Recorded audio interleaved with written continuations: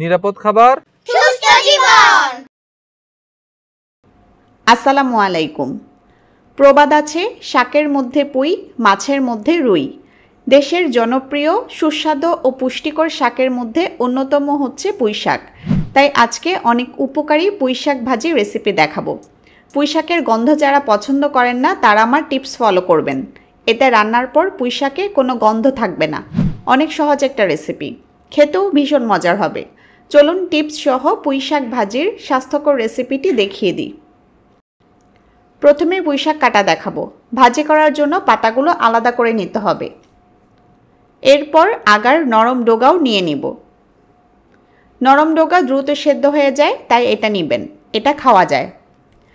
আমি পাতাগুলো ও নরম ডগা নিয়ে নিয়েছি। এভাবে এক আটটি পুঁই শাকের পাতা ও ডগা বেছে নেবেন। এবার এগুলো ভালোভাবে পরিষ্কার করে ধুয়ে নিব।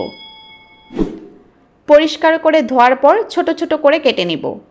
খেয়াল করুন আমি কিভাবে করছি, কাটা খুব সহজ। এভাবে আমি এক আটি শাক কেটে নিব।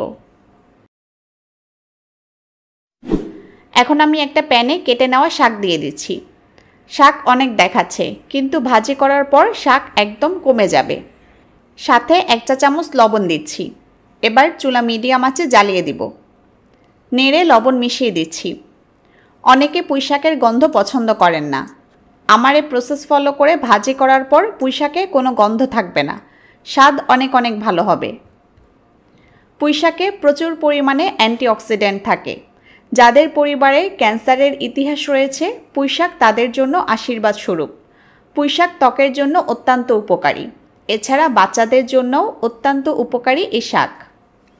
মিশিয়ে দিয়ে এভাবে রেখে দিলে দেখবেন শাক থেকে অনেক পানি বের হবে। ঢাকনা দেওয়া যাবে না। মিডিয়াম আঁচে 5-6 মিনিট রান্না করলে দেখবেন শাক থেকে অনেক পানি বের হয়েছে।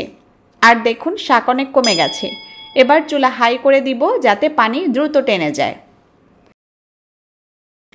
পানি টেনে গেছে। এবার শাক উঠিয়ে অন্য একটা পাত্রে নিয়ে নিচ্ছি। সবশেষে ভাজি করার প্রসেস দেখাচ্ছি। সেজন্য একটা প্যানে দিচ্ছি তেল। 3-4 টেবিল চামচ অলিভ অয়েল দিলাম। চুলা মিডিয়াম রেখে তেল গরম করব। তেল গরম হয়ে গেলে দিচ্ছি পেঁয়াজ। 2টা পেঁয়াজ স্লাইস করে কেটে দিয়ে দিলাম। আর দিচ্ছি কিছু রসুন কুচি। দিচ্ছি কিছু শুকনা মরিচ। পেঁয়াজ, রসুন ও শুকনা মরিচ আপনারা আপনাদের পছন্দ মতো কমিয়ে বাড়িয়ে দিতে পারবেন, সমস্যা হবে না। নেড়ে নেড়ে সব কিছু 1.5-2 মিনিট ভেজে নিব। কিছুক্ষণ ভাজার পর শাকগুলো দিয়ে দিব। সাথে দিচ্ছি কাঁচামরিচ কুচি। নেড়ে নেড়ে সব কিছু আরও 1.5-2 মিনিট মিশিয়ে নিলেই হবে। অনেক অনেক সহজ, খেতে কিন্তু ভীষণ মজা পুঁই শাক ভাজিটা। এছাড়া অনেক উপকারীও।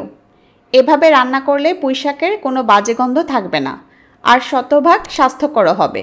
এরকম অনেক স্বাস্থ্যকর রেসিপি আমার চ্যানেলে আছে, ঘুরে দেখতে পারেন। সবাই নিরাপদ খাবার খান, কী খাচ্ছেন জেনে বুঝে খান।